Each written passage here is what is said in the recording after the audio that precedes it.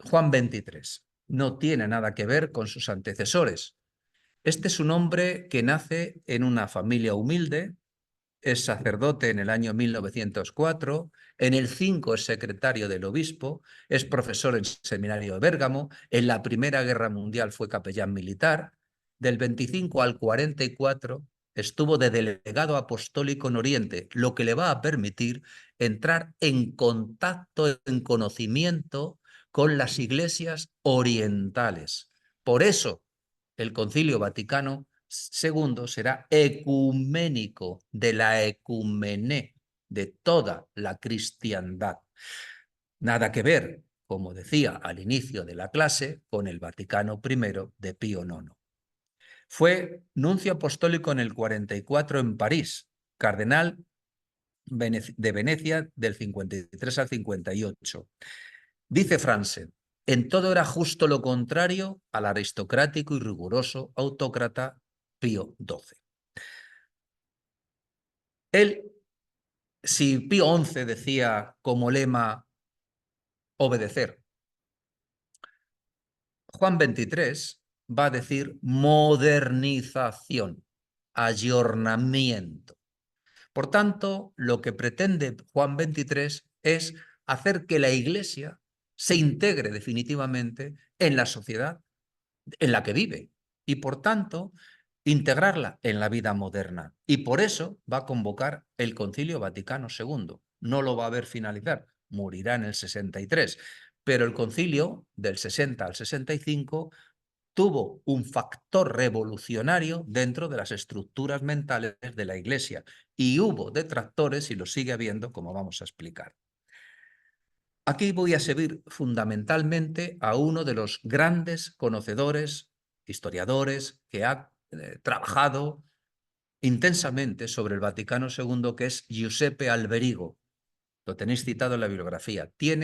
Dirige una historia en 5 volúmenes del Vaticano II, que él dirige, y luego tiene una breve historia del Vaticano II, que es la que yo voy a seguir fundamentalmente en esta clase. Alberigo dice que el propósito era, la Iglesia era invitada a tomar conciencia de que se hallaba ante un mundo nuevo para el que ella debía representar nuevamente los valores de la igualdad universal, de la pobreza, de la justicia, de la paz y de la unidad cristiana. Por tanto, el concilio debería ser el encuentro con el rostro de Jesús resucitado. Había, por tanto, que romper el rígido principio de la autoridad absoluta del Papa, el principio de la colegialidad de la Iglesia, corresponsabilidad de los obispos en el gobierno de la Iglesia. Esto es un punto interesante a considerar porque viene recorriendo la historia de la Iglesia desde sus primeros tiempos. Por ejemplo, el concilio de Constanza de los primeros años del siglo XV es un concilio donde se va a tratar, que yo recuerde, sin ser un especialista en historia de la Iglesia, se va a tratar este tema de manera contundente, porque lo que se pretende es que la responsabilidad, la dirección de la Iglesia, la lleve el concilio y no el Papa. Pero el Papa viene tratando de imponer su primacía desde los primeros tiempos del cristianismo. Por tanto, como veis, es un tema recurrente que recorre la historia de la Iglesia. Y de nuevo, lo que se trata es de el principio de colegialidad, fijarlo y establecerlo en el Vaticano II, sin renunciar, por supuesto, a esa primacía del obispo de Roma. No se le puede pedir ahora a alguien que ha sido quien ha gobernado la Iglesia como una monarquía absoluta, recordad, monarquía absoluta electiva, no hereditaria, obviamente, pero monarquía, una sola persona ostenta el poder. El método de trabajo fueron crear unas comisiones donde la curia hizo los borradores de los temas a tratar en el concilio. Por tanto, la curia, que era contraria al desarrollo del concilio, vio en esta invitación a participar en el desarrollo, en la elaboración de los borradores, la posibilidad de introducir elementos de conservación de lo que hasta entonces se había dado.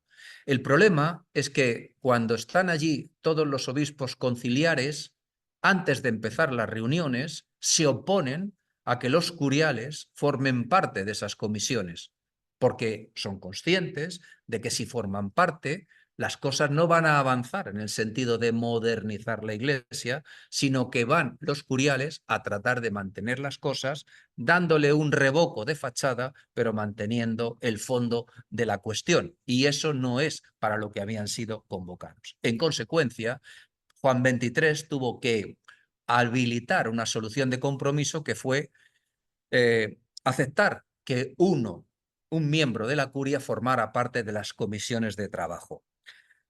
Como dice Lippmann, se emprendía así la marcha irreversible del concilio hacia el encuentro de su propia identidad.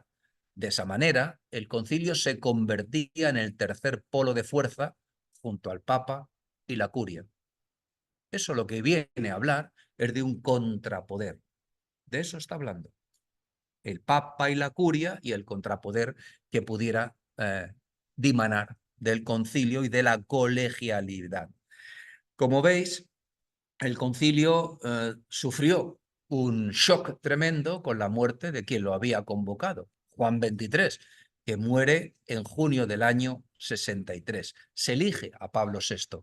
La virtud de Pablo VI, y lo dice Alberigo también, es que pudo romper el Vaticano II y mandar a los conciliares a su casa y volverlos a convocar, pero mantuvo abierto el concilio y se mantuvo liderando ese concilio Vaticano II. Por tanto, si el Vaticano II llegó a sus consecuencias últimas, es porque Pablo VI apostó abiertamente por ello. Tras crisis entre progresistas y conservadores, se aprobó el esquema sobre las iglesias orientales. Repetido, ha quedado que era un concilio ecuménico. Por sintetizar, en el año 65, que es la cuarta y última de las sesiones, se va a aprobar el decreto sobre el derecho a la libertad religiosa. Es de vital importancia porque representa romper la tradición secular de la Iglesia militante que no acepta más religión que la propia del catolicismo, cristianismo católico. ¿Qué argumenta, qué concluye el concilio? Que es un derecho natural, la libertad religiosa natural del hombre, a seguir el dictado de su conciencia religiosa. El acto de fe es iniciativa de Dios y opción del hombre. No se puede imponer por coacción exterior. Un acto que no es solo privado, dice el concilio, es fruto de la libertad interior de conciencia con su dimensión social, derecho a la libertad de culto. Y aquí me permito una reflexión porque cuando estaba elaborando este tema he recordado el conflicto entre Erasmo y Lutero. Cuando Lutero le pide a Erasmo de Róterdam que se adhiera a los postulados reformistas que defiende Lutero, Erasmo lo rechaza apelando al libre albedrío, a la capacidad del individuo para elegir. Y esto está ahora siendo puesto en limpio por el Concilio Vaticano II. No se os puede olvidar que vivimos tiempos de laicidad y que en algunos sitios se había prohibido el culto. En consecuencia, el concilio aboga por esa libertad de culto. Naturalmente, está claro que, por ejemplo, en la católica España fue mal recibido. Ahora lo vamos a hablar. Esta aprobación de este derecho a la libertad religiosa, junto con esta Gaudium et Spes, es decir, los gozos y las esperanzas, marcan una nueva relación entre la Iglesia y el mundo. Fueron recibidas, como antes he dicho, con desagrado por el régimen franquista. Y otro hito importante es que las dos iglesias, oriental y occidental, ortodoxa y católica, se levantan la excomunión que databa de 1054. Para situaros en el tiempo histórico, faltaban 31 años para que Alfonso VI conquistara o reconquistara Toledo. No se abordó el tema del celibato porque se consideró que el tema no estaba maduro. Siguiendo a Alberigo, podemos concluir lo siguiente. No temió a la historia, dice Alberigo. Al contrario, la vio como una amiga. El cristianismo vive y respira dentro y no fuera o a pesar de la aventura histórica de la humanidad.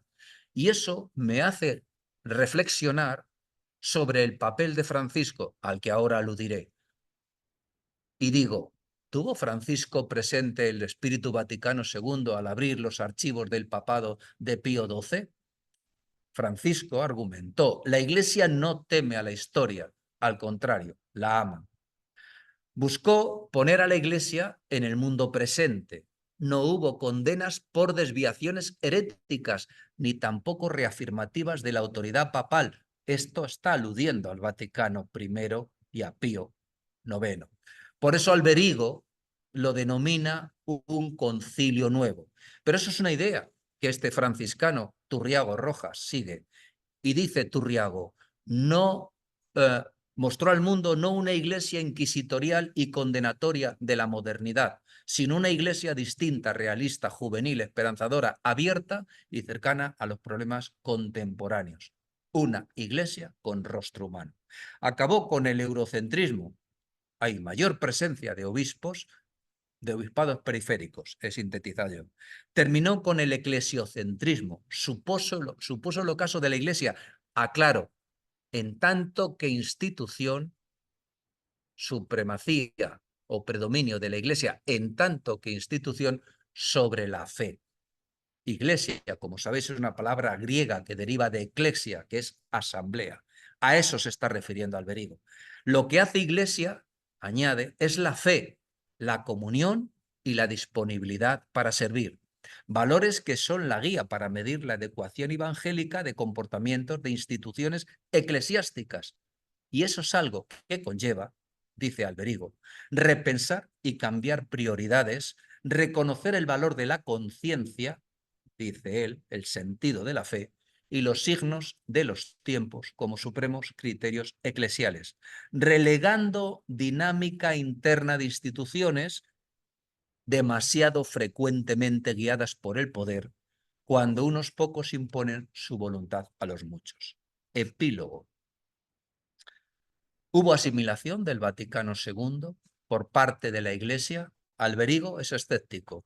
Comprobar la recepción y la asimilación del Vaticano II es aún insegura y embrionaria.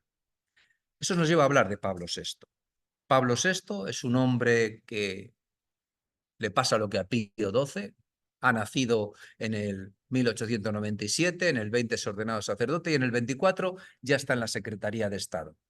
Administra el Vaticano II, como antes he dicho, y tuvo que desarrollar reglamentariamente todo lo que se había aprobado en el Vaticano II. Y por tanto, toda su tarea administrativa fue dirigir toda esa aplicación reglamentaria de todo lo que se había llevado allí a cabo.